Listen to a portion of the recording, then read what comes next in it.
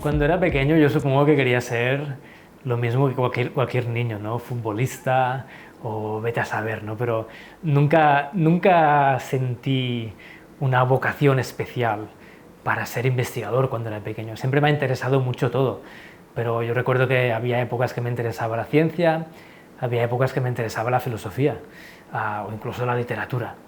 Entonces yo nunca he sentido, no soy de esta gente que a veces dices, yo cuando tenía 4 o 5 años ya sabía que quería ser investigador, no pensaba en nada más. En mi caso no. Al final me ha ido interesando varias cosas, he ido probando varias cosas y al final he acabado donde estoy así.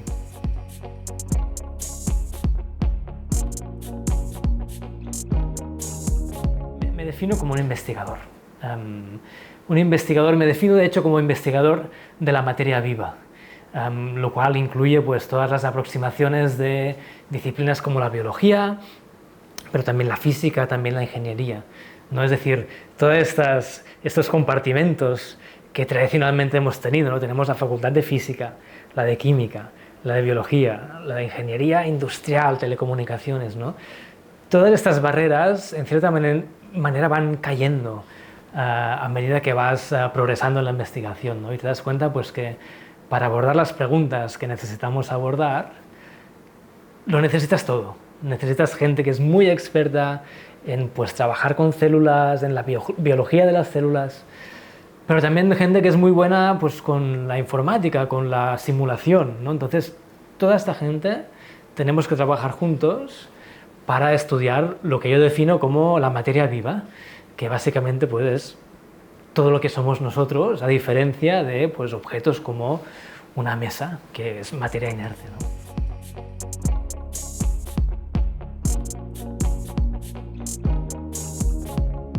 Básicamente para abordar los problemas que a nosotros nos interesan, es decir, los problemas de las ciencias de la vida, ¿no? Entonces, tradicionalmente, si hay un problema de las ciencias de la vida, una enfermedad concreta, pues esto lo abordan los médicos, lo abordan los biólogos, ¿no? De una manera muy compartimentalizada, ¿no? Pero realmente la física, la ingeniería no tienen un sitio especial o tradicionalmente no han tenido un lugar especial en abordar pues, los problemas de medicina, ¿no? Y ahora lo que nos estamos dando cuenta es que realmente para entender esos problemas necesitamos mezclar el conocimiento de la biología y de la medicina con conocimiento de la ingeniería y de la física. Y estas disciplinas diferentes tienen que trabajar juntas para abordar estos problemas. Esto no quiere decir que no necesitemos especialistas, necesitamos especialistas, necesitamos gente que sepa mucho de una cosa, pero también necesitamos unir todas estas especialidades en un marco común para abordar las grandes preguntas que nuestra generación de científicos tiene que abordar.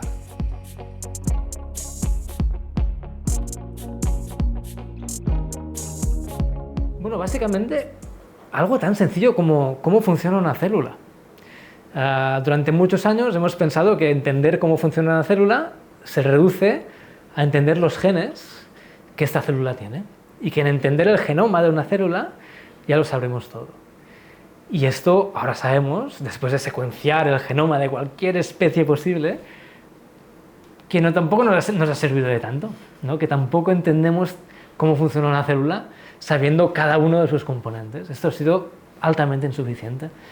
Entonces, ¿esto qué quiere decir? Que tenemos que entender, evidentemente, toda esta genética de este sistema, pero muchas más propiedades. Tenemos que entender cómo, por ejemplo, las diferentes moléculas que están dentro de una célula, cómo se organizan entre ellas, no desde el punto de vista solo de las reacciones bioquímicas entre ellas, pero también de la física, de cómo se mueve una célula o cómo se mueve una molécula. En el fondo es un problema físico, no es un problema de la biología o de la química. Entonces, esto es un ejemplo de cómo tenemos que integrar conocimientos que tradicionalmente estaban compartimentalizados en diferentes disciplinas. Ahora sabemos que las tenemos que unir, si no, no podremos entender cómo funciona, por ejemplo, una célula. Esto es muy diferente de problemas tradicionales de la física, ¿no? Por ejemplo, en astronomía. Si queremos entender cómo funciona una galaxia, básicamente es un problema de la física, ¿no? La biología no es necesaria, ¿no? Para entender un problema en biología, para entender cómo funciona una célula, para entender una enfermedad, necesitamos no solo conocimientos de la bioquímica, de la genética, de la biología, también de la física y de la ingeniería.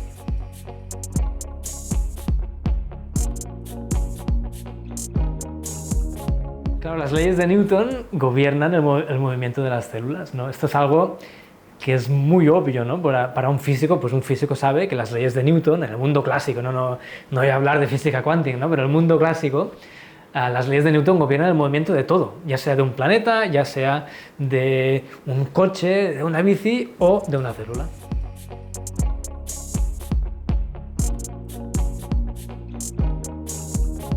Claro, al final la metástasis también es un problema del movimiento, ¿no? La metástasis son unas células que se escapan de un tumor primario, viajan por el cuerpo hasta otro lugar donde forman un tumor secundario. Por lo tanto, el problema principal aquí es este movimiento. Obviamente esas células, si las miramos bien, quizás desde el punto de vista genético, tienen mutaciones diferentes, ¿no? Igual están en un estado biológico, genético diferente, ¿no? Por lo tanto, estudiar toda la genética, toda la epigenética de esas células es muy importante. Pero al final el problema es que esas células, por la razón que sea, se mueven de un punto del cuerpo a otro punto del cuerpo. Y esto es un problema de la física. Tenemos que entender cómo se mueven estas células y por qué se mueven estas células, por qué acaban en el hígado o en el cerebro o en un hueso. Esto puede ser un problema de que la bioquímica de estos órganos es diferente y favorece que las células sean atraídas a estos órganos. Pero también puede ser un problema físico. Quizás hay propiedades físicas de estos órganos que hacen que las células estén más atraídas o que las células sobrevivan mejor en estos entornos que en otros entornos. Entonces, hoy en día sabemos que las propiedades físicas de los tejidos son cruciales para favorecer o no el crecimiento de un tumor.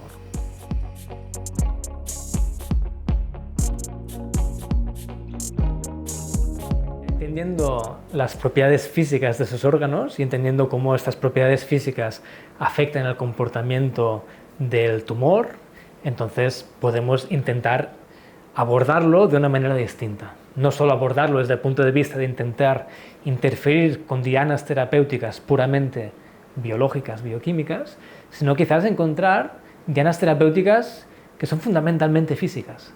Y esto es pensar la enfermedad de una manera diferente.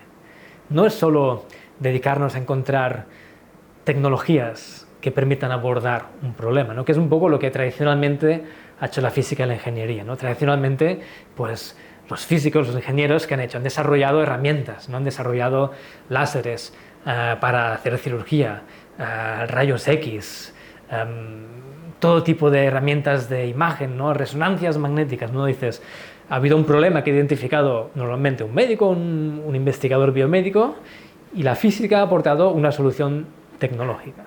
Esto ya no es así. No solo tenemos que aportar soluciones tecnológicas, tenemos que aportar maneras diferentes de pensar problemas como, por ejemplo, las enfermedades.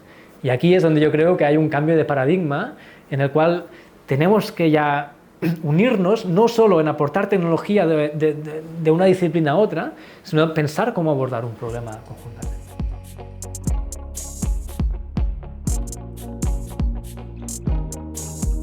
Sí, en este laboratorio esta es nuestra aproximación. Entonces, en el laboratorio hoy en día somos unas 20 personas. La mitad de la gente que trabaja aquí pues son investigadores que tienen una formación más bien en física. Hay ingenieros de caminos, hay incluso un ingeniero aeronáutico, por ejemplo. Y la otra mitad del laboratorio son gente que tiene una formación en bioquímica, en biología, en farmacia o en medicina. Entonces, toda esta gente cuando llegan al laboratorio el primer día, incluso hablan un idioma diferente los unos de los otros, ¿no? Cuando un físico habla con un biólogo, hablan diferente, piensan diferente, o sea, las diferencias son abismales, ¿no? Esto viene de esta compartimentalización, de esta segregación de las disciplinas, ¿no? Y entonces lo que es muy bonito de ver, para mí como persona que estoy ahí viéndolos crecer, ¿no? Es muy bonito ver cómo poco a poco se van desarrollando ideas comunes, un lenguaje común. Y a veces les digo, es que al final la esperanza que tengo yo ya es que cuando salgáis de mi laboratorio después de hacer, por ejemplo, un doctorado, seáis capaces de comunicaros con muchas disciplinas y poder tener discusiones sobre cómo abordar problemas nuevos, ¿no? Si conseguís esto ya es un gran triunfo, porque realmente venimos de nuestros estudios con una manera de pensar, con una manera de comunicarnos que ya es muy, muy, muy específica, y esto es importante que lo rompamos.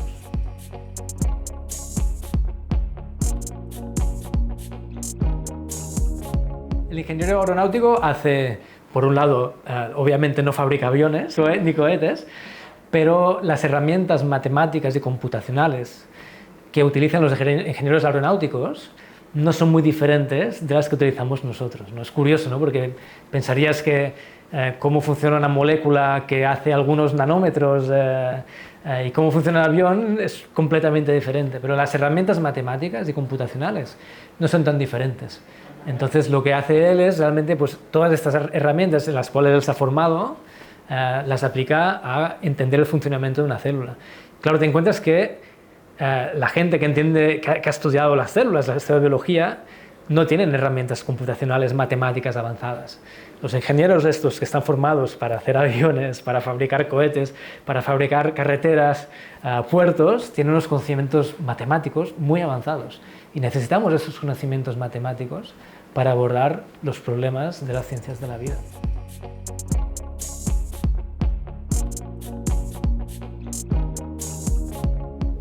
Lo más difícil en ciencia es encontrar una pregunta importante. Esto es algo que yo aprendí cuando estaba en Estados Unidos trabajando en la Universidad de Harvard. Con mi mentor siempre enfatizaba esto, ¿no? Es decir, encontrar una pregunta es abrir un campo de investigación. Y luego a esta pregunta le puedes encontrar una respuesta correcta o una respuesta errónea.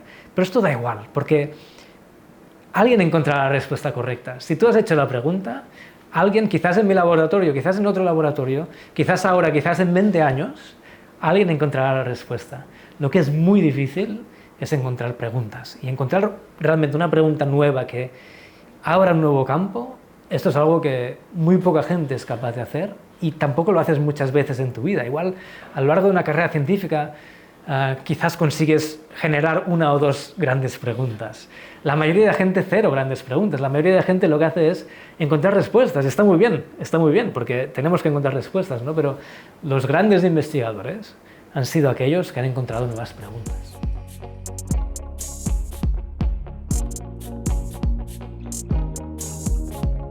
La mecanobiología es una nueva disciplina que lo que hace es unir conceptos y herramientas de la biología y de la mecánica. Entonces, el clásico ejemplo que me gusta utilizar a mí es el movimiento de una célula, ¿no? El movimiento de una célula es un problema de la biología. Obviamente, hay muchas moléculas que se unen, que hacen reacciones químicas para que la célula pueda moverse. Pero también la célula tiene que moverse siguiendo las leyes de la física.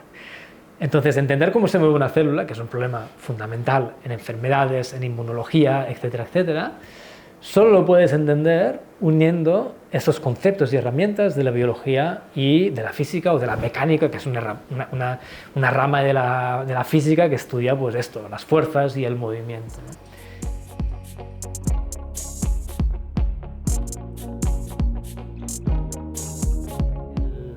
El campo este de la mecanobiología, de hecho, empezó antes de que le encontráramos un nombre, ¿no? Cuando encuentras un nombre a una disciplina, es que la disciplina ya tiene una cierta madurez, ¿no? Entonces, mucho antes de que existiera la palabra esta mecanobiología, que igual tiene pues igual unos 10 años, pues antes ya habíamos empezado a preocuparnos por estos problemas, ¿no? En momentos en los cuales realmente nadie nos hacía caso, nadie nos escuchaba, ¿no? Tú hablabas con biólogos, les decías, mira, yo soy físico y lo que quiero es aplicar estas maneras de medir fuerzas para estudiar problemas en biología. Entonces los biólogos te decían, a ver, déjanos en paz con nuestra genética, que estamos aquí secuenciando el genoma humano y con esto lo entenderemos todo, ¿no? Y los físicos al revés, ¿no? Les decías a los físicos, mira, yo es que quiero estudiar una célula. Y te decían, no vas a conseguir nada, no es un problema de la física, esto no es un problema que la física pueda entender, una célula es un sistema demasiado complejo para que las herramientas, los conceptos de la física lo puedan entender.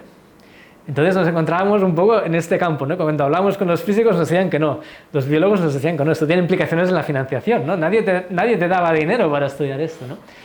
Y de repente, pues a base de ser muy pesados, pues hemos ido descubriendo cosas. Nosotros y cada vez más gente hemos ido descubriendo que muchos problemas desde el desarrollo de un embrión, enfermedades, el mantenimiento de los tejidos, no se pueden entender completamente sin esta mezcla. A mí me gusta decir esta analogía, que es que entender una célula solo con la bioquímica, solo con los genes y las proteínas, es como escribir un libro con la mitad del alfabeto. No podrás hacer frases que tengan sentido. Quizás podrás hacer alguna palabra que tenga sentido, alguna frase, tendrás la ilusión de que puedes hacer algo con sentido, pero realmente sin mezclar las dos disciplinas no se puede, no se puede. Entonces esto es algo que ahora mismo se ha convertido en algo mainstream, de alguna manera, ¿no? Las grandes revistas, las grandes publicaciones, Science, Nature, Cell, cada semana publican artículos en los cuales se muestra pues, un nuevo tipo de cáncer, solo se puede entender o se puede abordar ahora mediante esta estrategia mixta de mecánica y de biología, de inmunología, de genética. No estamos diciendo que toda la biología sea inútil, ni mucho menos, es altamente valiosa, lo que pasa que es incompleta, necesitamos más. Y esta parte que es incompleta es la parte que nosotros creemos, y creo que ahora ya todo el mundo acepta, es la física.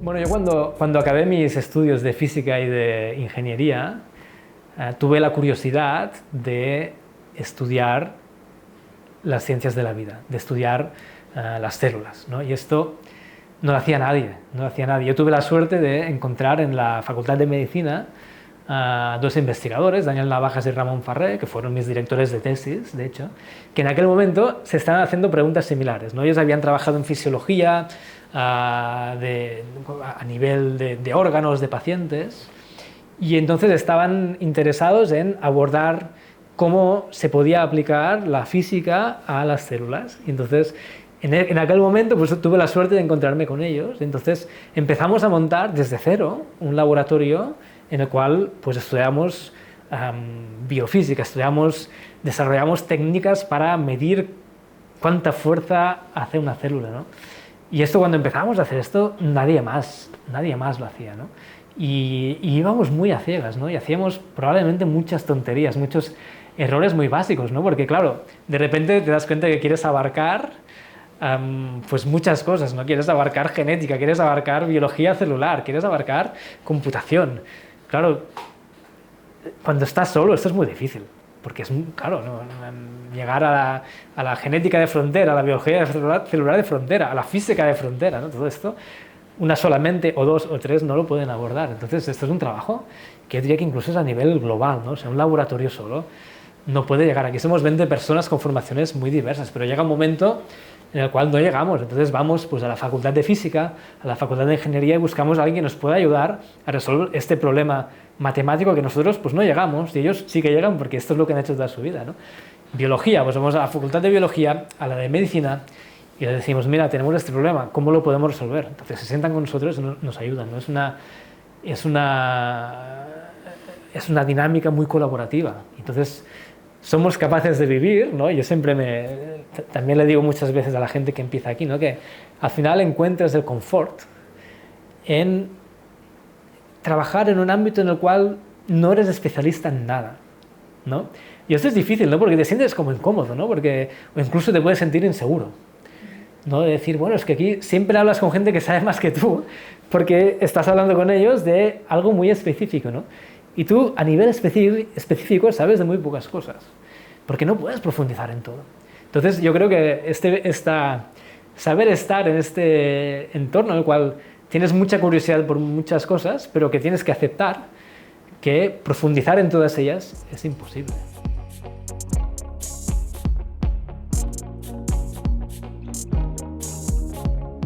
Mira, ¿cómo hemos conseguido cuatro RCs? No lo sé, porque además son 4 RCs muy diferentes. Los primeros fueron con jurados de biología celular, los últimos con jurados de ingeniería, ¿no? Que algo un poco te da la idea de que lo que hacemos aquí al final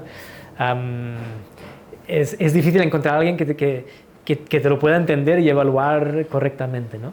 Entonces yo creo que hemos conseguido formular algunas preguntas que yo creo que todo el mundo reconoce que son importantes y hemos conseguido formularlas en términos de estas ideas de multidisciplinariedad, ¿no? Es decir, de la necesidad de abordar una pregunta con perspectivas de física, de biología, de computación. Entonces esto, si formulas la pregunta para que todo el mundo entienda la necesidad de integrar disciplinas, entonces la gente se apunta, ¿no? La gente entiende esta pedagogía y tengo que decir que hoy en día pues, conseguir financiación en este tipo de aproximaciones pues es más fácil de lo que era, ¿no? Pasamos de un momento en el cual era imposible conseguir financiación intentando hacer ciencia multidisciplinar y ahora básicamente muchas agencias se focalizan en financiar precisamente las aproximaciones multidisciplinarias.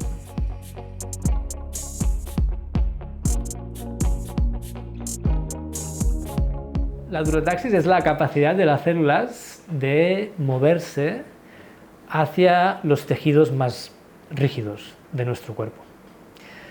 Tradicionalmente, cuando te preguntabas, a ver, una célula que está en nuestro cuerpo, ya sea durante el desarrollo de un embrión, en la respuesta inmune, ¿cómo decide una célula hacia dónde moverse?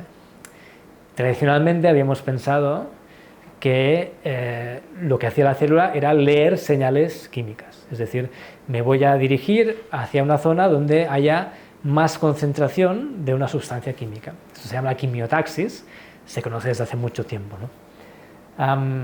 Entonces, lo que se ha visto luego, igual hemos trabajado nosotros mucho, es que también hay el fenómeno equivalente, pero que en lugar de las células moverse siguiendo señales químicas, se mueven siguiendo señales físicas, y en particular se mueven hacia las regiones de un tejido que son más rígidas.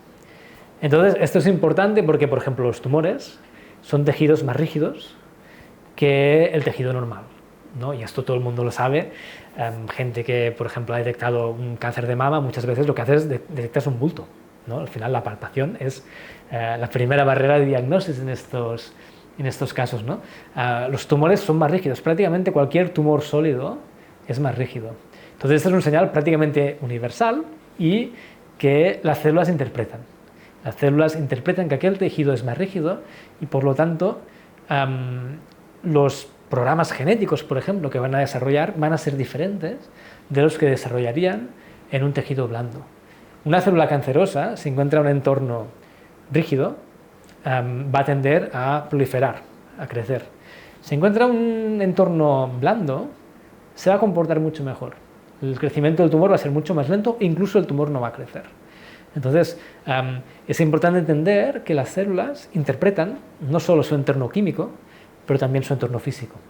Y la durotaxis es un ejemplo de esto, es un mecanismo que permite que las células se muevan de zonas blandas, a zonas más rígidas.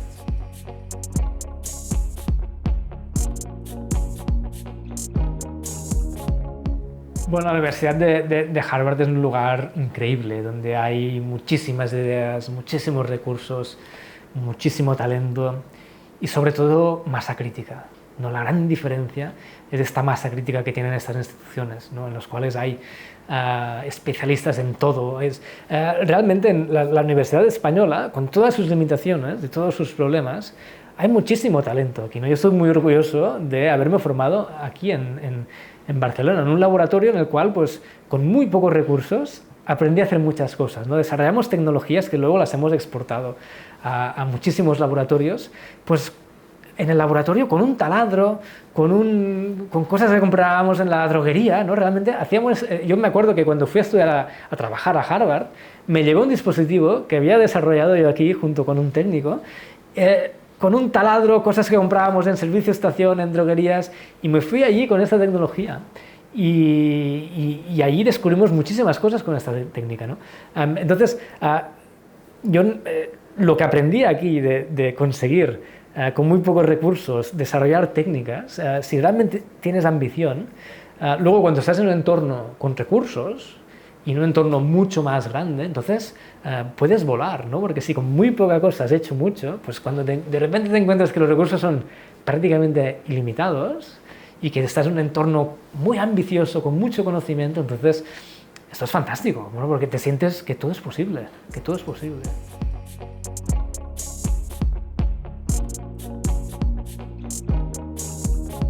Yo decidí volver a España para probarlo. No volví con mi pareja porque decíamos, nos vamos a quedar aquí, ya está, la aventura americana. Dejamos muchas puertas abiertas, teníamos otras opciones, otras ofertas, y hemos seguido recibiendo ofertas para irnos, ¿no? Pero aquí, en Barcelona concretamente, hay un ecosistema científico que en estos momentos nada tiene que envidiar a la Universidad de Harvard en cuanto a calidad. Tiene mucho que envidiar en cuanto a recursos y en cuanto a masa crítica. Pero aquí somos varios los investigadores que competimos con grupos de la Universidad de Harvard y que muchas veces somos nosotros los que acabamos haciendo el descubrimiento, ¿no? O sea, en este sentido, también tenemos que olvidarnos de ese sentido a veces provinciano, ¿no? De decir, no, es que aquí la investigación que hacemos es de provincias y allá es la capital, ¿no? No, en España se hace investigación tan puntera como en cualquier centro puntero de Estados Unidos. Lo que necesitamos es aumentar la masa crítica, ¿no? Y en particular en Cataluña, gracias al programa ICREA, gracias a los centros de investigación cerca, se ha conseguido crear un sistema de gobernanza que es muy efectivo y que simplemente lo que necesita es más financiación, más masa crítica. Tenemos que ser más investigadores, porque sabemos cómo hacerlo, ¿no? La solución de cómo gobernar un sistema de investigación, sabemos hacerlo. Con pocos recursos estamos haciendo mucho. Entonces, simplemente lo que necesitamos es que la inversión en España sea mayor. No puede ser que España tenga una investigación, un presupuesto que sea aproximadamente parecido a la media de la Unión Europea. Claro, la media de la Unión Europea no es Alemania, no es Francia, es la media de la Unión Europea, ¿no? Entonces, tiene que haber más inversión. Y muchas veces los problemas no son solo de inversión, los problemas muchas veces son de gobernanza y de inversión. Pero la gobernanza sabemos cómo hacerlo, tenemos ejemplos de cómo se tiene que hacer esto con éxito. Por lo tanto, ahora mismo el problema solo es de financiación.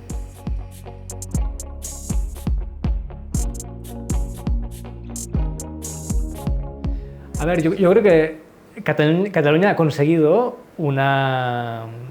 generar un sistema de investigación potente, con ciertas originalidades y que ha conseguido un poco romper con la dinámica que había en el pasado, ¿no? Y esto lo ha conseguido con unas pocas ideas, una cierta implementación, pero sobre todo un sistema que ha conseguido atraer talento, retener talento y priorizar mucho la excelencia, de alguna manera, ¿no? Entonces, este sistema de gobernanza es exportable tanto a nivel de otras comunidades autónomas, pero también del gobierno central, ¿no? Lo que pasa es que esto implica cierta valentía de romper con estructuras que ahora mismo no son óptimas, ¿no? Por muy buena voluntad que haya por parte de la gente que forma estas estructuras más tradicionales, tanto en las universidades como en el CSIC, ¿no? Entonces, lo que fue realmente valiente, que creo que pasó en Cataluña, fue que se construyó un sistema nuevo, ¿no? No se reformó el que había, sino que se construyó un sistema nuevo, ¿no? Entonces, esto ha sido altamente efectivo. Tiene que haber un acompañamiento de crear este sistema nuevo con también no abandonar el sistema antiguo, ¿no? Evidentemente se pueden crear unos centros de investigación de excelencia. Esto no quiere decir ni mucho menos que se tenga que dejar de lado la universidad, que se tenga que dejar de lado el CSIC. Pero una revolución en un sistema de investigación implica crear estructuras nuevas de excelencia y luego financiarlas, ¿no? Entonces, esto lo que ha demostrado Cataluña es que es posible, ¿no? Entonces, no hay ninguna razón para la cual esto no sea exportable a otras comunidades autónomas. En algunas se hace, por ejemplo, en el País Vasco está aplicando un sistema muy parecido y se puede aplicar, pero también se puede aplicar a nivel del gobierno central, ¿no? Esto no hay ninguna razón para para no hacerlo, ¿no? Porque no hay que olvidar que España es muy atractiva para mucha gente, ¿no? Y en particular ciudades como Barcelona son muy atractivas, ¿no? Entonces, se tiene que también aprovechar esta atracción, ¿no? La gente quiere venir a vivir aquí. Entonces, si tú les ofreces un sistema de investigación bien financiado, pues no solo tendremos los investigadores locales, pero también podemos atraer talento extranjero, porque al final lo que queremos es tener el mejor talento. Evidentemente queremos retener el talento que tenemos en España, queremos traer el mejor talento de fuera, ¿no? Esta es la idea es generar clústeres de talento, como se generan en Harvard, como se generan en el MIT, en San Francisco, etcétera, etcétera, ¿no? Mientras podamos seguir haciendo la investigación que queremos hacer, nos vamos a quedar aquí, por supuesto.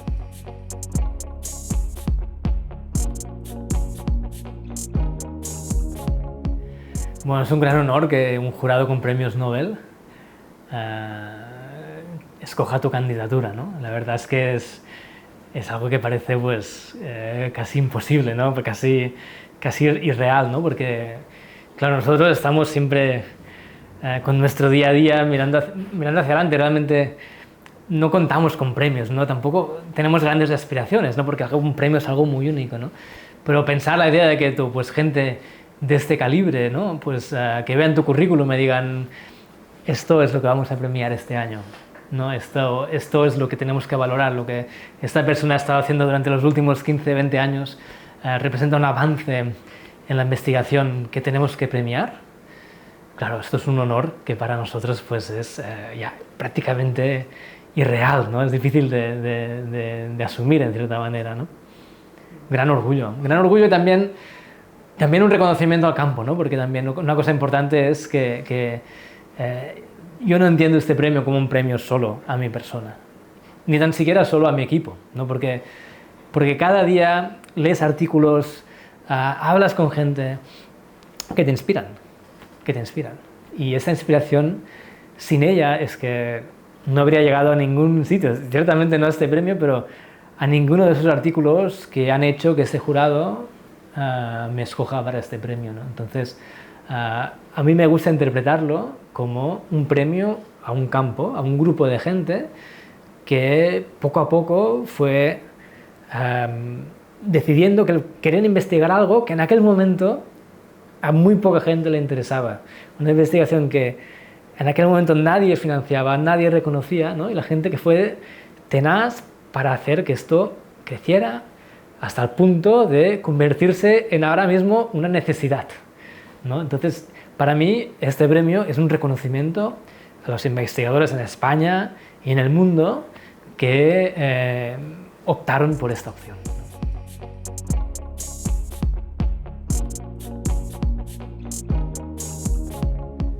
Pues mira, la primera cosa es celebrarlo con el equipo, ¿no? Esto, desde luego, tenemos que hacer una fiesta, una terraza de algún hotel de Barcelona nos va a servir para celebrarlo por todo lo alto, ¿no? También tenemos algunos equipos que queremos adquirir, ¿no? Porque no siempre tenemos los recursos que queremos para poder hacer la investigación que queremos, y pues este premio pues también va a servir para comprar algunos equipos que ahora mismo nos van a servir para avanzar en investigación, ¿no? Y luego pues también celebrarlo con mi familia. Este verano nos vamos a hacer un viaje de 15 días a Estados Unidos, nos vamos a Yellowstone, que es un parque que siempre que había querido visitar, sí. Y entonces en parte esta va a ser la celebración a corto plazo, ¿no? Más a largo plazo pues no sé qué haremos, pero bueno, que van a estar bien invertidos, por supuesto.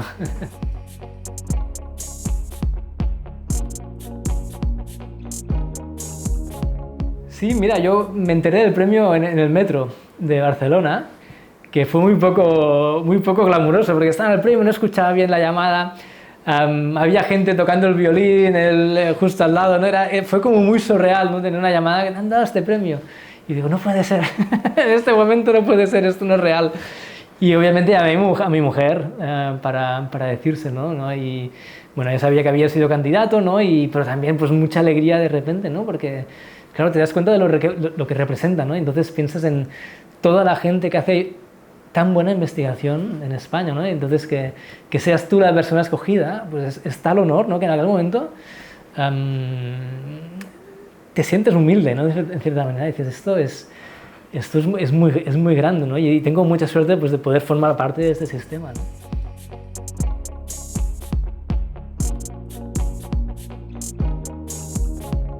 Sí, los premios Jaume I para mí son probablemente los premios más importantes que hay en España para la investigación, ¿no?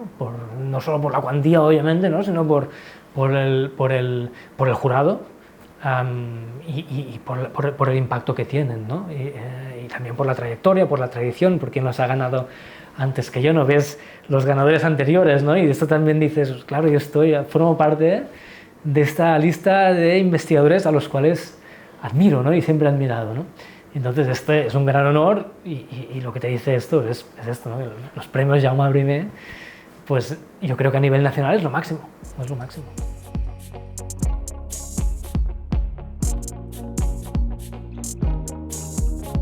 Bueno, toco el trombón de varas y esto también me viene por tradición familiar, esto sí que me viene por tradición familiar, de hecho.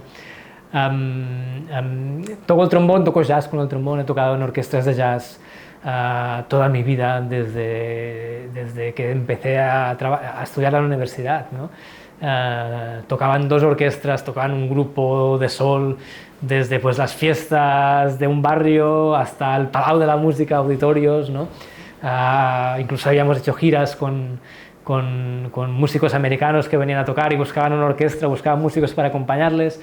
Pues nos habíamos ido de gira por España, incluso a algunos lugares de Europa para acompañarles, ¿no? Yo recuerdo que había una época de mi vida en la cual incluso me planteé la posibilidad de dedicarme a la música de forma profesional.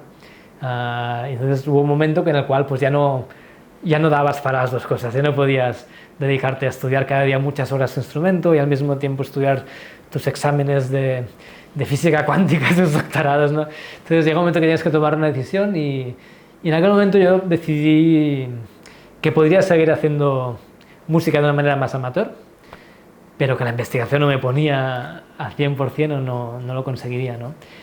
Y ahora en retrospectiva pues veo que fue la decisión correcta, ¿no? Porque he podido hacer investigación a alto nivel, pero al mismo tiempo pues he seguido pudiendo tener mis grupos, mis bandas, mis jam sessions en bares, y esto lo he seguido pudiendo hacer, ¿no? Entonces, esta combinación ha sido importante en mi vida, no porque estás aquí trabajando y al cabo de media hora estás tocando, con una gente completamente diferente, utilizando partes de tu cerebro completamente diferentes, pero de alguna manera aún trabajando en un proceso creativo, ¿no? En lugar de crear teorías, generar ideas, pues generas solos, generas melodías, ¿no?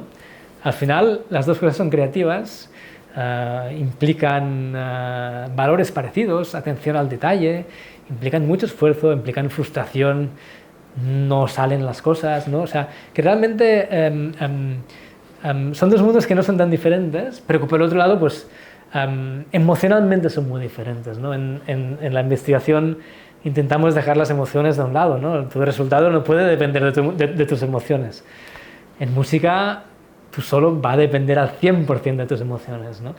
Y entonces esta como válvula emocional es lo que la música me ha permitido en la vida, ¿no? Y me sigue permitiendo, me va a permitir toda mi vida. Esto no lo voy a dejar nunca, ¿no?